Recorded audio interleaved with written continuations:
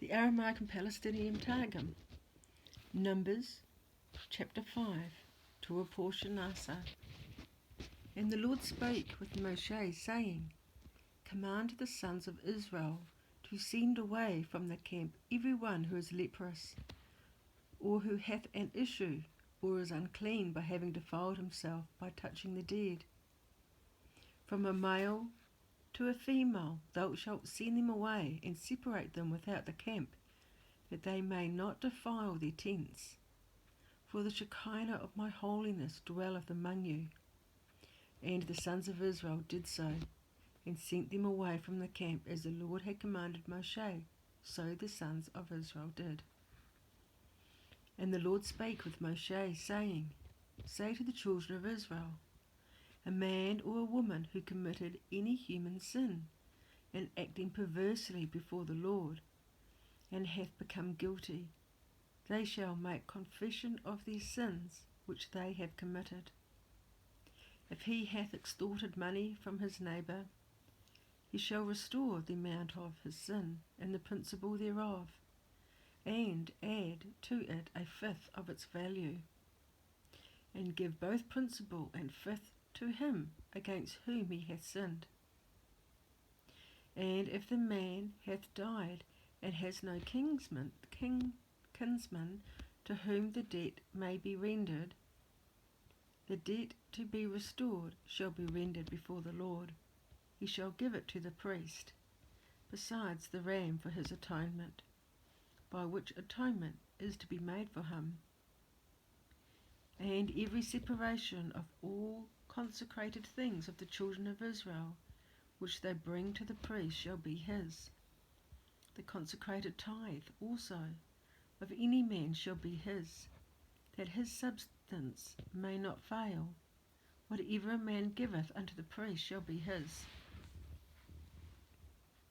And the Lord spake with Moshe, saying, Speak with the sons of Israel, and say to them, If the wife of any man go astray, and commit wrongness against him, and another man lie with her, and it be hidden from the husband's eyes, and be concealed, and she be contaminated, or if the testimony be not clear which is witnessed against her, and she be not convicted, or if the spirit of jealousy came upon him, and he be jealous of his wife, that she hath been defiled, or the spirit of jealousy came upon him, and he be jealous of his wife, though she hath not been defiled, and though that man may have not brought separation or tithe, there is constraint upon him to bring the wife unto the priest.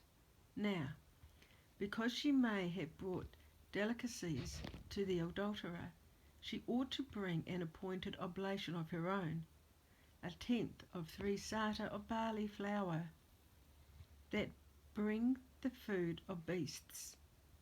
He shall not pour oil, nor put frankincense thereon, for it is a mincher on account of jealousy, a mincher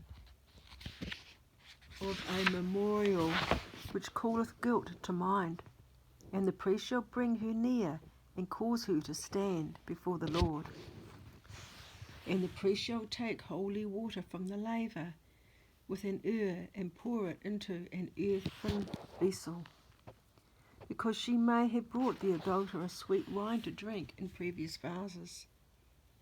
And he shall take of the dust that is upon the ground of the tabernacle, because the end of all flesh is dust, and put it into the water. And the priest shall cause the woman to stand before the Lord, and bind a cord over her loins and upon her breast, because she should have bound her loins with a girdle. And he shall uncover the woman's head, because she hath tied a fillet upon her hair. And he shall put a mincher of memorial, the mincher of jealousy, into her hand, while in the hand of the priest shall be the bitter water of the trial. And the priest shall adjure her by the adjuration of the great and glorious name, and shall say to the woman, If thou hast not turned aside to defile thyself by acting against the right of thy husband, Be thou unhurt by these bitter waters of trial. Jerusalem, be thou made innocent by these waters of trial, by their probation. But if thou hast turned aside against the right of thy husband, and art defiled in having shared the bed with a man against the husband's right, then shall the priest adjure the woman by the oath of malediction, and say to the woman, The Lord make thee a curse and an execration among the children of thy people, in causing thy thigh to corrupt, and thy belly to swell, and may these waters of trial enter into thy bowels, to cause thy belly to swell, and thy thigh to corrupt. And the woman shall answer and say, Amen, if I was polluted with betrothed. Amen, if I have been polluted since my marriage. Jerusalem. And the woman shall answer, Amen, because I have not been unclean. Amen, if ever I shall have wrought uncleanness. And the priest shall write these maledictions upon a parchment, and wash it out with the water of trial, and cause the woman to drink the bitter trial water. The trial water of malediction shall be received by her. But the priest shall first take from the woman's hand the mincher of jealousy, and uplift the mincher before the Lord, and lay it on the side of the altar. And the priest shall take a handful of the portion for its memorial, and burn it at the altar. And after that the woman shall drink the water. And when he hath caused her to drink the water, it will be that if she hath been defiled by adultery, and hath acted with wrongness against her husband, those proving waters will enter into her with a curse, and her belly will swell, and her thigh become corrupt. And the woman will be an execration among the children of her people. The adulterer as well will be detected by these waters of probation, in whatever place he may be. But if the woman hath not been defiled by adultery, but is innocent, they will enter without harm, and her brightness will shine forth, and she will find affection before her husband, and become the mother of a son. This is the declaration of the law of jealousy, when a woman hath fallen away from the right hand of her husband, and become defiled by adultery.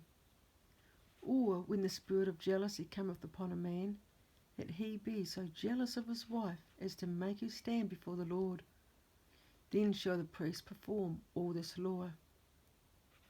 But if the man be innocent of transgressions, then let that woman bear her iniquity. This is the end of the reading.